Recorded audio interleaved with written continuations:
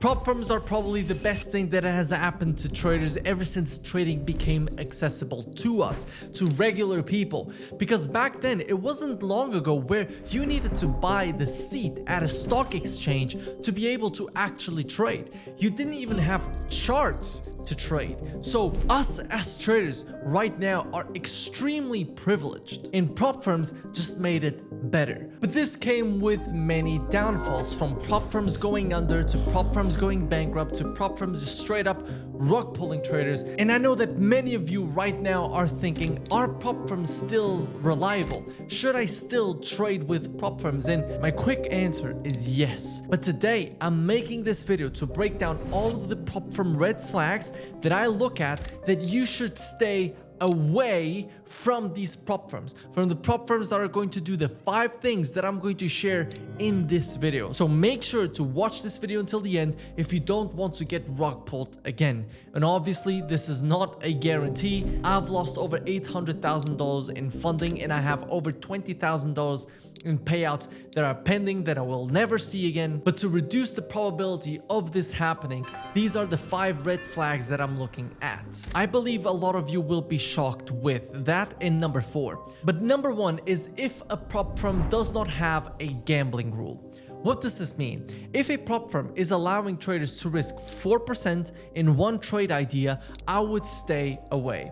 All of the prop firms that are going to be here in 5 years' time are going to have that gambling rule. And let me explain to you why. Basically, what was happening with prop firms is not that suddenly traders became profitable. No, the business model is still highly profitable, but the problem is that a lot of non-traders or a lot of people gaming the system started coming in.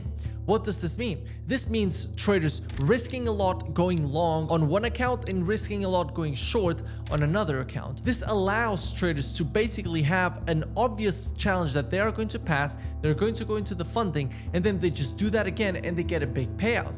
So mathematically, you could do that. Now, that's what the gambling rule is here to change. And now, I know that some of you are going to look at this and think, well, Kemal is a hypocrite because he used to do that. And first of all, no, I didn't used to do it on 2 different accounts, but I used to risk a lot on the challenges. And sometimes I still do if I see that the prop firm allows me to. And 1 year ago, if you would tell me that a prop firm has a gambling rule, I would be like, okay, I am not touching that one. Now, it's the only one that I would go for. Why? Because it's what is going to work long term. And it's funny because what worked 1 year ago, 2 years ago with prop firms is not working anymore. And those are going to be a lot of the red flags that we are going to talk about now. But this actually takes me to red flag number 2. And that is if there are no explicit rules, right? There's a difference between saying that, oh, you can't gamble in my prop firm versus saying you can't risk more than 2% on a trade idea on my prop firm. Why? Because let's say that I risk 1.5%. And for some prop firms, that's going to be gambling. And for other prop firms, that is not going to be gambling. So not having detailed rules on what gambling means, on what position trading means, on what hedging means, on what so many possible things might mean, it basically creates this environment where the prop firm can ban you for no reason. Why? Because the rules are all like, well, that's what's here in the rules, but it's not explicit. So no explicit rules are an extreme red flag for me. If a company says there's no gambling, but they don't define gambling, then I'm not going for that company. Because how many times have you seen companies denying payouts and then saying, well, you didn't meet this criteria? Well, but you didn't tell me that from the get-go. Because how many times have you seen prop firms banning someone and saying, yeah, we didn't really meet this criteria? Well, but that does not work when we want a serious business, right? When you guys want to know what rules you have to abide by, and I have to know what rules I have to abide by, we need clear rules. And casinos are the perfect example of this, where casinos, if they see that you are winning, they're going to keep the eye on you to see if you're actually doing something that makes you statistically profitable, just like prop firms do with traders. Now, casinos, they don't have clear-cut rules. So what do? If you start winning and they don't like you, hey, we will not provide your services to you anymore. And you're like, well, what rule did I break? And it's like, well, doesn't matter. We own this place. And it's true, but at the same time, if there are no clear defined rules, that is a huge red flag. Which actually takes me to point number 3, which is payout denials, but not how you are expecting payout denials to be.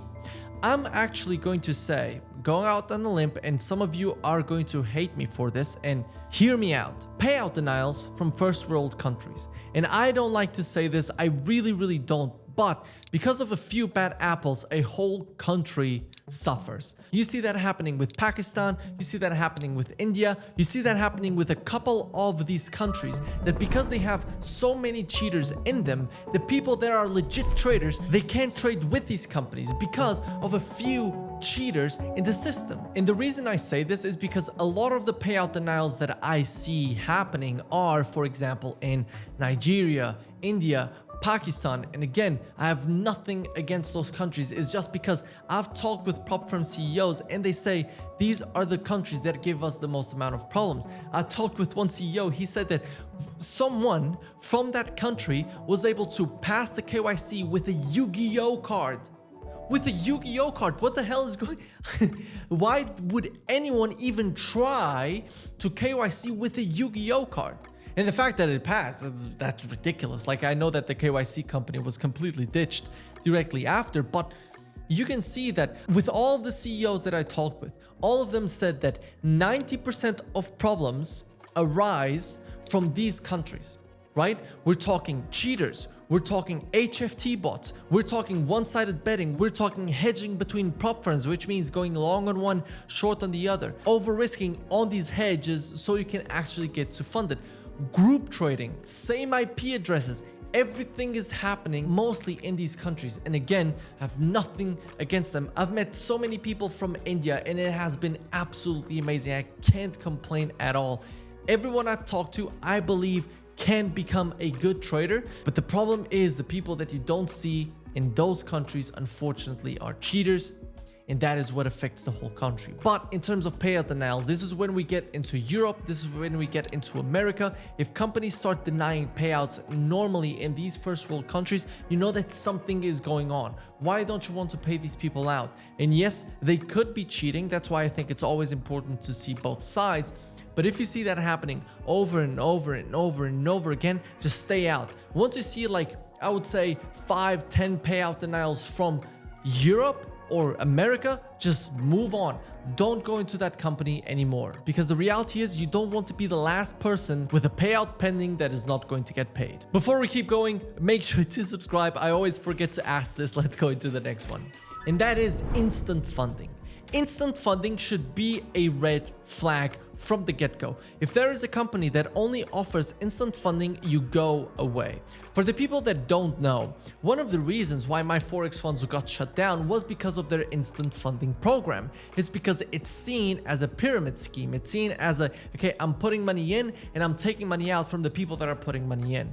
The problem is with the instant funding, it's like, oh, you're going into a live account. Well, first of all, the rules are going to be terrible. So from the get-go, you should not go for it just because, oh, I'm getting instant funding. And number two is because it's unsustainable for prop firms to make it an easy way to get into a payout. Now, some of you might mention my funded futures, which they just released an instant funding program, which really isn't instant funding, but they basically remove the challenge from you by putting more restrictions on you. But the thing is that my funded futures has so much more revenue coming from all of their other programs that the instant funding is going to be like a tiny margin, in my opinion. But we've seen instant funding companies coming in, and one of them was not long ago, and it was in the future space, and guess who is already struggling to get payouts? They've already denied tens of millions in payouts, and the CEO publicly said it in the Discord. So any instant funding companies that just offer instant funding, go away. Now, last but not least, it's not going to be last, I'll put a bonus one at the end, which is going to be a little bit more technical, is large discounts.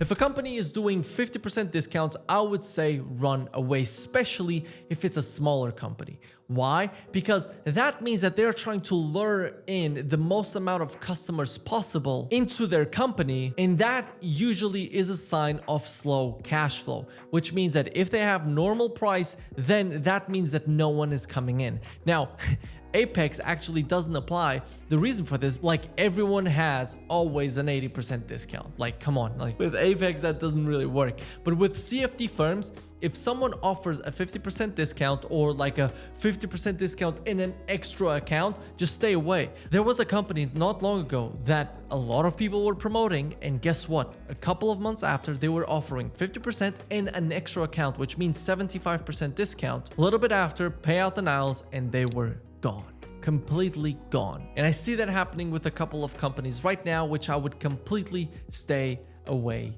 from. Now, the last one and a bonus one is if the profit to drawdown ratio is above 1.7, I would stay away. It's probably too hard of a challenge and it doesn't make any sense. We're talking about CFD firms here. So if the profit to drawdown ratio is above 1.7, you would just be better off like going for FTMO, right? Which is 1.5. So with that being said, I hope you guys enjoyed. I hope you are able to take some value from this, and I hope that you are able to avoid paying for a challenge and then just to see the company rug pull or denying your payout. These are 5 big red flags in the CFD prop firm industry and a little bit on the futures prop firm industry. I would be extremely careful. Understand, prop firms are not here to help you, even though they have been one of the biggest helps in our trading for a long time. Prop firms can make unprofitable traders profitable traders. And if you don't like prop firms for some reason, you can check the link in the description for the personal broker that I use. Put this emoji right here so I know that you watched until the end. But yes, please let me know